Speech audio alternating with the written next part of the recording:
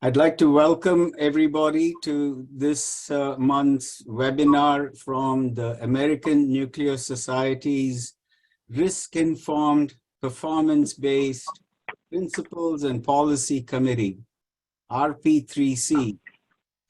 My name is Prasad Kadambi, and I am chair of RP3C. The purpose of RP3C is to help modernize ANS standards. Modernization has come to mean that risk-informed and performance-based methods are employed to overcome the difficulties that we all know about with purely deterministic and prescriptive methods. We've been calling these methods RIPB approaches, and the Nuclear Energy Innovation and Modernization Act specifically refers to such approaches. There is a lot of guidance available on RIPB approaches, but most people have not had reason to become familiar with the guidance because the conventional approaches still dominate most things that we do, including standards development. Right now, we have a wealth of information on the ANS website at the RP3C webpage related to RIPB approaches, based on a lot of people who have shared their knowledge and experience in their work with RIPB approaches.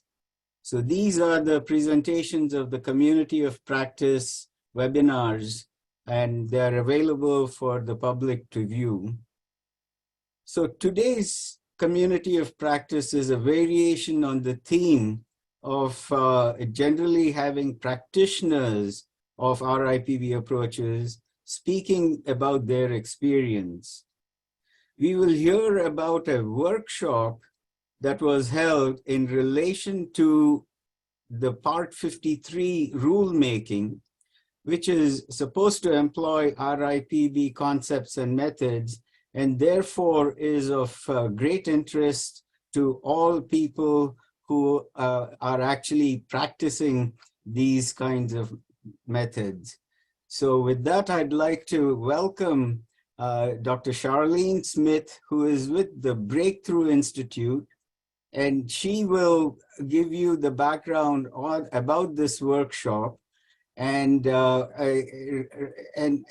after her presentation, we'll have a chance to discuss, I guess, what the follow-on steps are likely to be. So with that, Charlyne, I welcome you to the community of practice, and please go ahead. Thank you so much, Prasad. Good afternoon, everyone. I'm Dr. Charlyne Smith, a senior nuclear energy analyst at the Breakthrough Institute, and I'll be presenting on the summary of the outcomes of the first Part 53 workshop hosted by Breakthrough Institute on March 27th, as well as I'll also mention what is planned for the second follow-on workshop that will happen on May 10th. So I'll start by saying that Breakthrough Institute is a not-for-profit research center that is dedicated to identifying and promoting technological solutions to environmental and human development challenges. That said, we do represent the public's interests and do not accept funding from industry. The Breakthrough Institute covers a wide range of challenges that fall under nuclear energy and regulation, more broadly energy and the climate, as well as food and agriculture. In this presentation, I'll discuss one of the efforts led by the Nuclear Energy Innovation Team at the Breakthrough Institute, directed by Dr. Adam Stein, and that is rulemaking for the new advanced reactors. I'll preface the remainder of this presentation by noting that the intent of this engagement is to summarize the outcome of Part 1 of the Part 53 workshop series, as well as to provide information on the Part 2 of the series that will be held on the 10th of next month at the Bethesda North Marriott Hotel and Conference Center in Rockville, Maryland, just across from the NRC headquarters. What you're looking at is a high-level schematic of the pathway and the ultimate goal of this stakeholder engagement.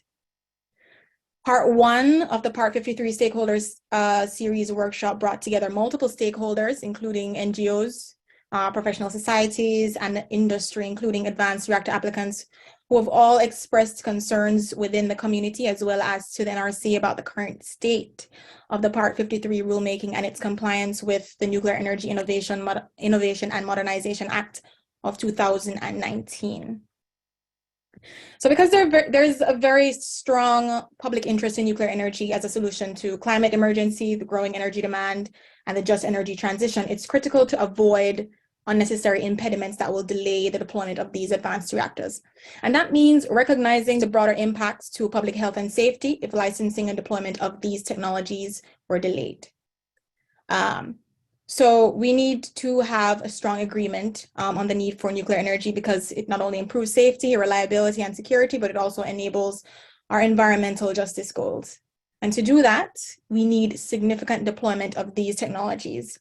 And that deployment will require the NRC to be ready to be, it will require the NRC to be ready to effectively and efficiently license these technologies.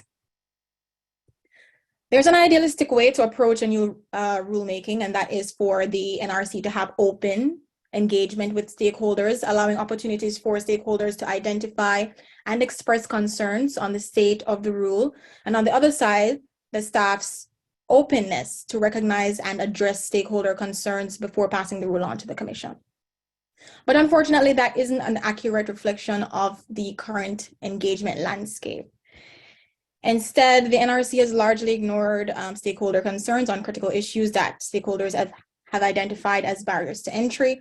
And the staff has argued that there are conflicting inputs or concerns from stakeholders.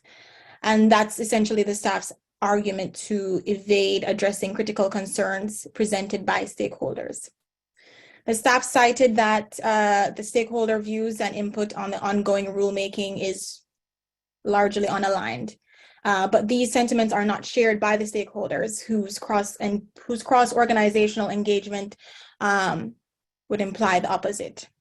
As a result, the Breakthrough Institute has created a two-part workshop series with the goal of developing stakeholder agreement or consensus on an alternative conceptual framework for the Commission to consider alongside the Part 53 framework or rule. So the objective of the first workshop was to share conceptual frameworks and alternative rule structures for licensing reactors, to identify where stakeholders are aligned, where we're misaligned, and where we need alignment. But what was outside of the scope of that workshop was the discussion of the detailed proposed Part 53 rule. To the meaty part here, based on the discussion with respect to what the conceptual framework should look like, or rule should look like, stakeholders were aligned on some areas and noted that there are other topics or areas that needed further consideration. So with that, we've divided the landscape into three main parts. First, we look at what the stakeholders agree the rule should do. Second includes what should be excluded from the rule.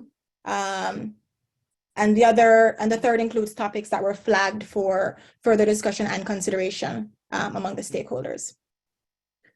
So stakeholders agree that the framework should comply with NEMA by being risk-informed technology inclusive and performance-based. It should have practicability, and it should be able to enable efficiency and rapid innovation. The rule should define performance-based requirements and objective measures. It should be clear as to what is meant by risk-informed. The rule should develop a single set of rules or requirements at a high level. The rule should also leverage guidance as much as possible and consider the principles of good regulation in general. The rule should define how operational requirements align with the requirements of the rule. The rule should also communicate how and when risk analysis is performed. In addition to that, the rule should have a decision-making structure for a performance-based approach. It should also have an integrated approach to addressing safety, security, and emergency planning. So this is what stakeholders agree the rule should be, or what the rule should do. stakeholders also agree on what should be excluded from the rule, and that is excluding a LARA requirement in the rule specifically. It was also agreed, or the consensus was that we want to limit the prescriptive approach as much as possible, and essentially make it optional, where we can put a lot of that those prescriptive approaches in guidance. As well as that, it was agreed that the rule should exclude requirements that are unnecessarily more stringent than the current regulation. So with that, other topics that were flagged for further consideration and discussion include cumulative risk assessment, facility safety and other operational programs, paradigms that are considered for defense in depth, operator licensing, including changing classes, ARE, manufacturing licenses, quality assurance, and the overall length of the rule itself.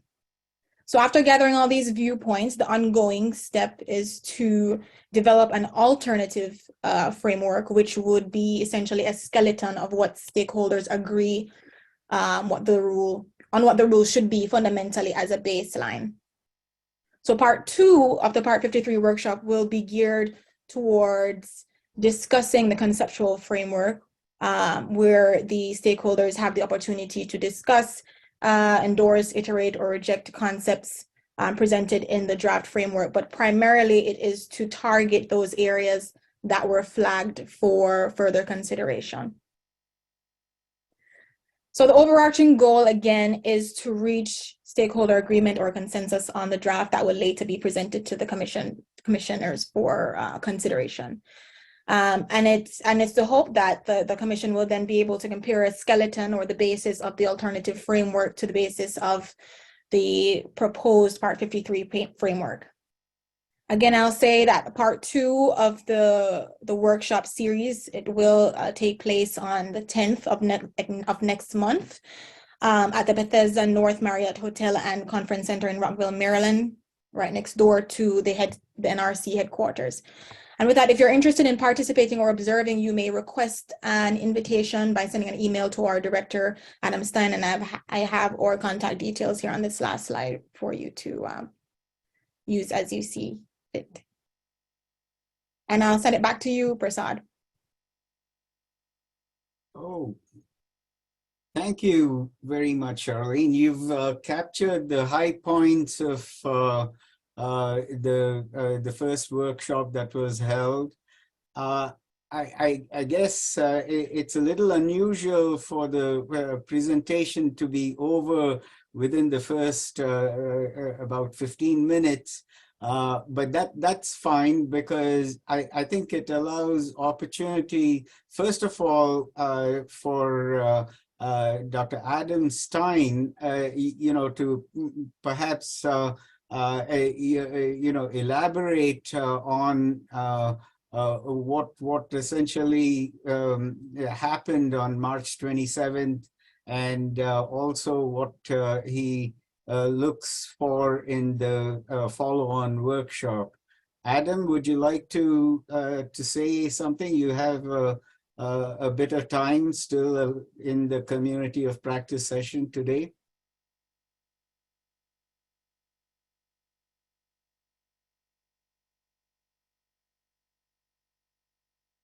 Thanks, Prasad.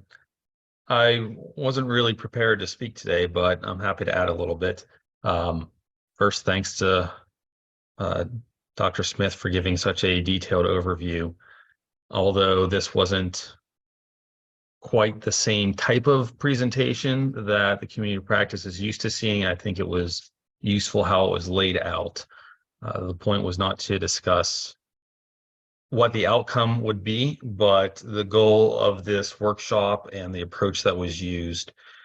In terms of the first workshop itself, summary, it might be useful to note that this range of stakeholders came together initially to basically drill down on what there was relatively clear consensus and what there still needs to be further discussion, as is on the screen right now. We expect the further discussion to take significantly more time than was used in the first workshop to just discuss where alignment was. Alignment is easy to come to consensus to. When you have disagreement, that's more difficult to understand each other's points and develop a pathway forward to reach consensus. And that's why the second workshop is planned for a significantly longer period of time. So we have the opportunity to discuss these in detail, understand each other's viewpoints. And in my experience, when that's possible, the group that is discussing it often comes to consensus much more easily than just when you put out a perspective and ask people to react to it without the discussion that comes afterwards to understand where people are coming from and why. It might be that it will result in a completely different approach than any one person or group that attends this workshop initially envisioned as the proper or most useful approach in the first place, which is great and exciting as long as we can come to some sort of consensus to help move this effort forward. Thanks, Prasad. Okay, let's see. I guess I really do appreciate this effort, Adam, because I think it is it's not like anything that I have experienced or observed over the many years I've been associated with nuclear regulation at the NRC. So, I mean, this is an opportunity where people attending this webinar have a chance to perhaps, ask questions, discuss amongst ourselves, what these issues mean, and any other questions that you may have for Adam and Charlyne about this effort by the Breakthrough Institute.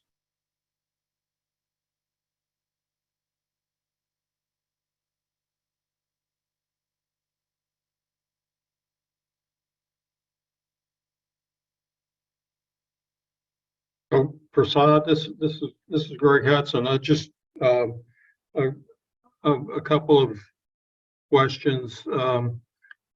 As I understand the proposed or the planned approach, that the alternate framework would be provided directly to the commission for their review and consideration. And I'm just curious, is the commission and staff aware of this approach, and do they support an alternate approach like this? Well, let's see. I guess I'd like to ask Adam, to what extent has this activity on the part of the Breakthrough Institute been socialized with the commission itself, and perhaps with others outside the commission? We've discussed this approach with the commission, some offices more at length than others, but all were very interested in the idea and willing to listen to stakeholder input in this way. At the Regulatory Information Conference, every one of them acknowledged that they would have to make some decisions on the Part 53 draft rule that the staff sent them as designed by the staff. There are several areas that the staff has noted would need commission input. And so as they consider what to do with that, this workshop is at the least going to provide them input from stakeholders that is in addition to what the staff has previously received. Noting, of course, that there has been no public discussion on the most recent draft that came out in the end of March, and therefore the commission has not received any formal public comments of any kind from stakeholders on the newest draft. And so they are definitely interested in stakeholder comment. The question of whether they would uptake an entirely new approach in terms of what a stakeholder consensus framework is uncertain. That it would be very bold if we would expect them to say flat out, yes, we will take whatever you give us. That's unrealistic. Instead, they are definitely interested in evaluating it and at least using it to consider what the staff would provide them. I think it's also important to note that we have sent invitations to NRC staff as well as the commission and the commissioner's staff to observe the part 2 of the workshop series as well. So they're aware of it. Thank you. And perhaps, you have also tried to engage people outside of the commission, people on Capitol Hill, for example. Would they perhaps be interested in what's happening at these workshops? Yes, from my understanding, we also sent out invites to congressional staffers to observe the part 2 of the series as well. Okay. The discussion in the part 2 series would primarily be limited to the stakeholders, and so you have 2 different statuses. You have participant status and you have observer status. And so congressional members, NRC staff, and commissioner staffers and or commissioners would be observing the discussion in the part 2 of the workshop series. Okay, thank you. There was a question from Bob Youngblood. Pat, you want to read that? Yes. So Bob's question would be whether people generally aligned with the idea of a coherent safety case, as that phrase is used in certain other countries, such as the UK.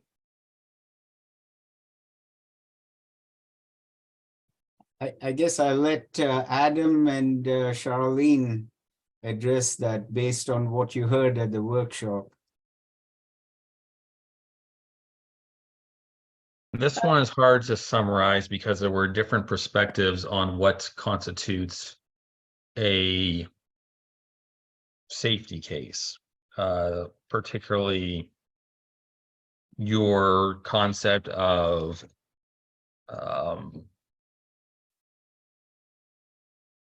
performance-based rulemaking, how much deterministic measures need to be in there in addition to performance metrics, whether it should be structuralist performance-based design, for instance.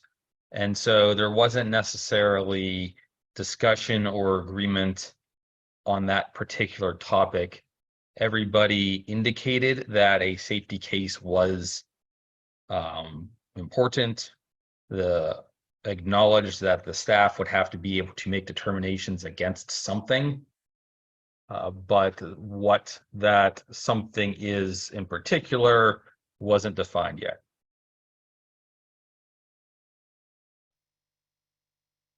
Right. Thank you, Adam. Bob, do you have anything to follow on? Well, not Adam began by pointing out that people use the phrase in different ways, and I think that's unfortunately a key observation. And so to me, what I mean by it is what I think some other people mean by it, for example, in the UK. And one point would be that if you had internalized the UK concept, the draft rule would be a lot shorter if it were based on the safety case idea.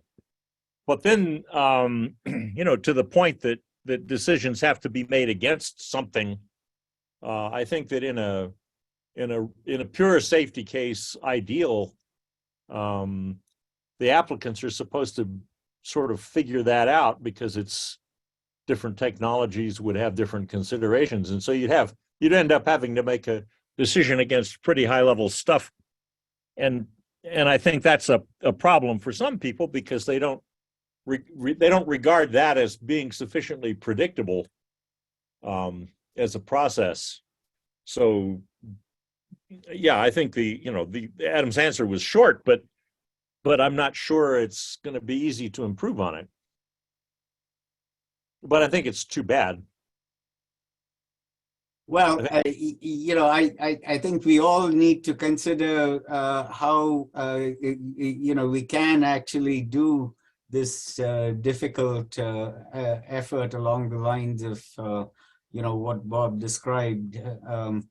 But that's again, I think, part of the challenge that the whole community faces, including the Breakthrough Institute.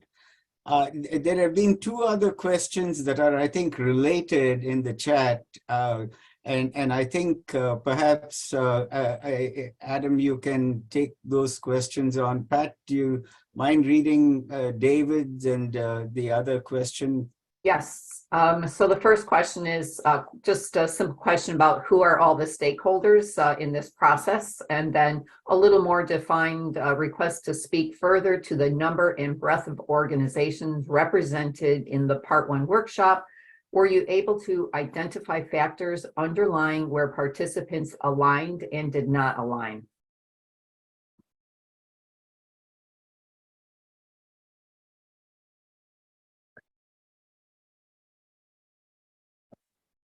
I guess I'll leave it to Adam to answer. So the first workshop included developers, industry groups, and public interest groups like the Breakthrough Institute and other similar NGOs. There was about a dozen participants. We expect a similar number of direct participants, although the makeup will probably change for the second one just due to availability of some folks that couldn't make the date. In terms of identifying factors underlying where they aligned, did not align, yes, we took detailed notes of which group was aligned on specific things, and that's part of the reason that we broke it down in the way that you see on the screen, where organizations all either aligned completely or needed further consideration. Generally was differences between one group felt strongly about something and others didn't necessarily agree, and therefore it needs more discussion, or the split was somewhere closer to 50-50, for example.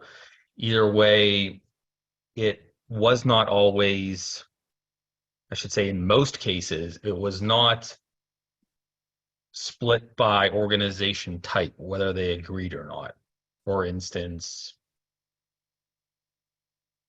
making an example out of nothing here, it's not like the industry said, we like this particular program, and all of the NGOs said, well, we don't like it.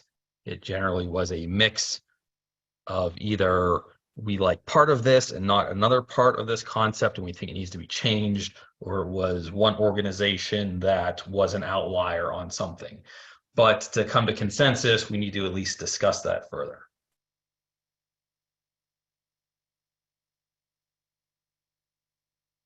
Yeah, thank you. Let's see, it's perfectly all right if everybody got what they wanted out of this this event, we can return the remaining part of the hour to people. So if you have any questions, and I would offer the opportunity to Charlyne and Adam also, to ask the others questions. But let's see, Bob Budnitz did raise his hand. So Bob, go ahead.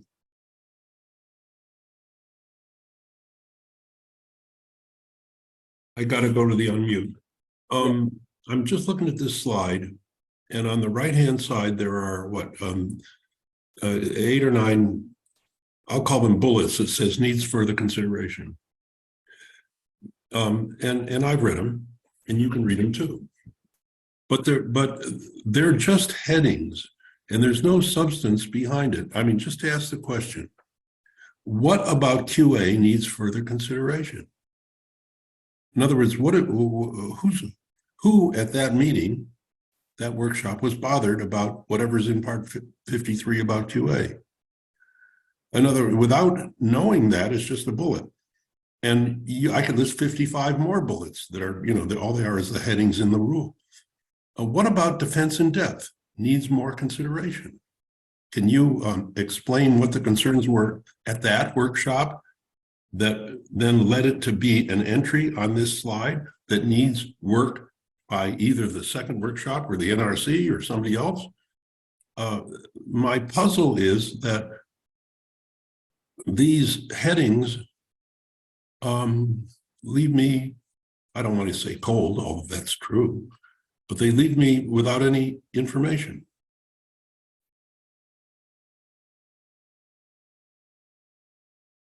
Just talk about the two. What about QA? What about D&D? Need further consideration. I think for a lot of the bullet points that you see here, it goes back to, again, different perspectives from different organizations. And, it'll be a lot to try to detail different perspectives here. The point of the second workshop is to jump into these topics, as opposed to the intent of the first one, which was mostly to figure out exactly where we're aligned, discuss that, and then have a precursor to what will be discussed in the next meeting. For example, there are different opinions of the paradigms that should be considered in defense in depth, for example. But that's been true. But that's been true for a half a century. What's different?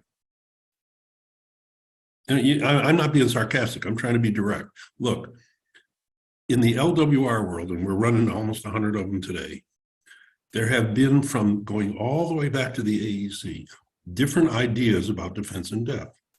The commissioners, going all the way back to the AEC and including today, have never defined defense in depth in a way that makes it specific, definitive, or something that you can regulate against without a heck of a lot of judgment. Okay, that's okay. It's just the way it's been. It's probably not going to change. So why is it here? I mean, that's just one example. A QA. Oh, that's the other one I looked at, but by the way, there are 3 or 4 others here.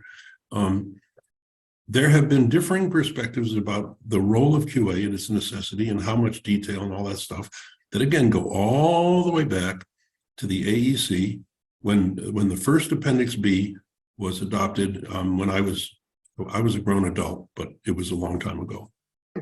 And those perspectives and the differences between them remain. What's new here? Again, the idea is to, when we have the second workshop, is to discuss these differing perspectives to the point where we can address each point that largely covers a lot of the perspectives that are offered. It's not to say that it's not something that it's not to negate the fact that it's something that has been a debate for however long. The point is, for the group of stakeholders that will be participating at that time, what would they feel comfortable moving forward with as regards to how these areas or topics are presented in the rule? Great. Well, that's very helpful. I mean, let me try to rephrase what you said, and I think it's important. The fact is that there are several different perspectives about defense in depth.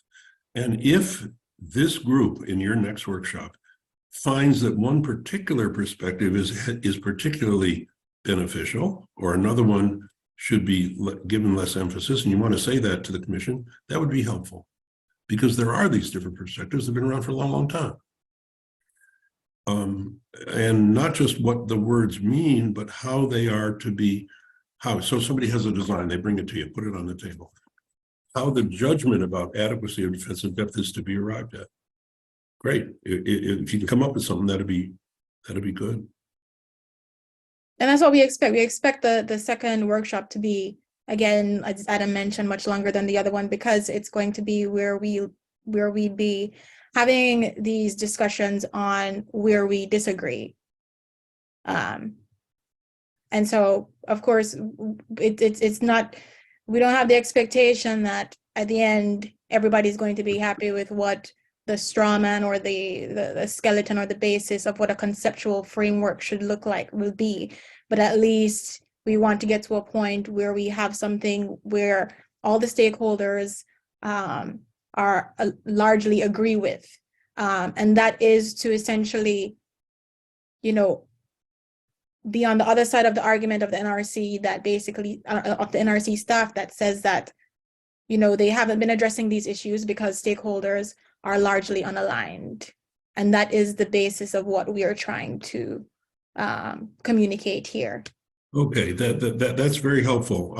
Just to play that back, you're hoping that on many of these issues, a broad alignment of your constituency will emerge. And then you'll present that to the commission as so.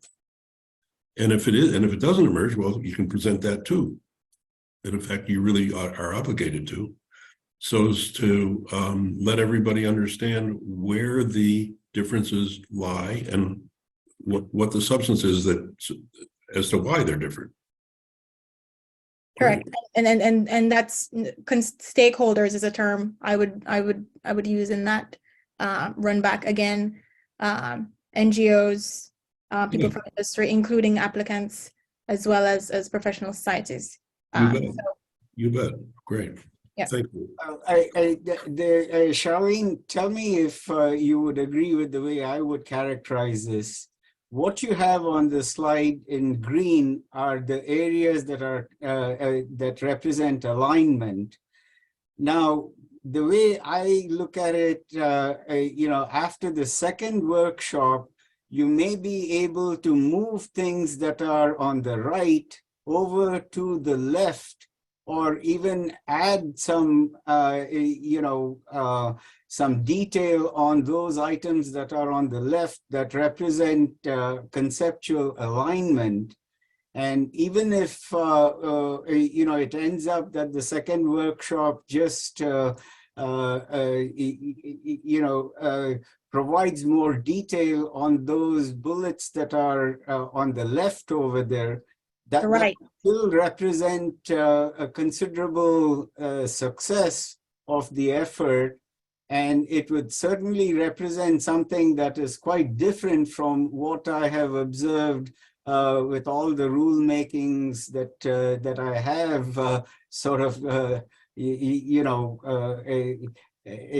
had the opportunity to sort of look at from the outside. Am I saying things about right, Charlyne?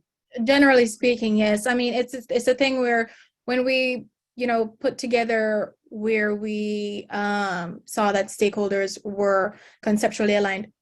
Green and red here, we were all aligned on. It's just that green is specific to what the rule should be, and red is specific to what the rule should not include. But again, yes, after that, the second workshop actually is more geared towards, first running back the summary of, where we saw alignment to make sure that everybody is still on the same page. And if not, then figure out how we can, again, get more details on that side, on the left side. But it would be more geared towards discussions on what needs further discussion or further consideration. But yes, so the first workshop itself was to gather the details on what's on the left. But based on how we've interpreted the outcome of that workshop, we'd first say, okay, well, these are the points where we're aligned. Is everybody in agreement? Does it look like does it reflect the discussion that happened in the first workshop? Yes, we move on. No, we sort out the details that are missing there. And then we move on to portions or areas that need further consideration. And in the end, the idea is to kind of either move the items to the left or the right, depending on how the discussion goes. But largely, we would want to, again, present where there is large alignment among stakeholders, again, to counter the argument by the staff that stakeholders are largely unaligned, and that's why they won't address critical issues. Thank you. I think that's very helpful. So let's see, I don't see any other questions. I think, Bob, your hand is still up only because you didn't take it down, right? Or did you have anything more to say? I'm talking about Bob Budnitz's. No, I have nothing more. It was just. Okay.